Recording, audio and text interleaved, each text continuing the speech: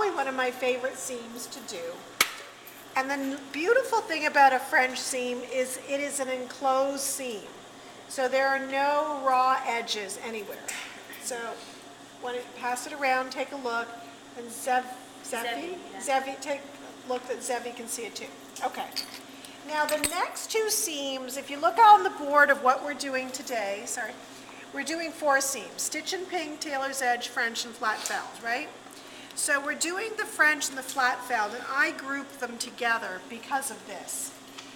Every time you sew, you put right sides together, right? So the seam is on the inside of the garment. For the French and the flat felled, you start the opposite way because they're both 2-step processes. You sew a seam, you flip, you sew a seam again. So you start by putting wrong sides together. So this would be the inside of your garment, correct? The wrong side. You would take your fabric, and this has no right or wrong side at this point, and you would put right sides together. Right sides kissing. They're kissing, right? You're never going to forget that I did that. Wrong sides. Wrong sides together. Yeah, did I say right? Sorry. So wrong sides together, and you're going to sew a seam.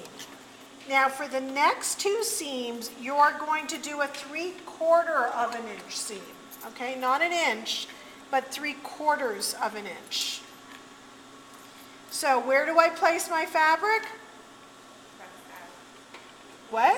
Left side. To the left of the 3/4, right, correct.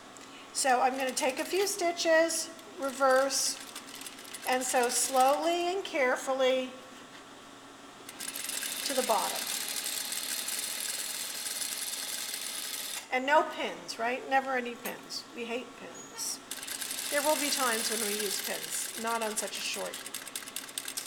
Reverse, needle in the uppermost position, press your foot all the way up, and if it doesn't flow, just play with your handle a little bit until the thread flows out.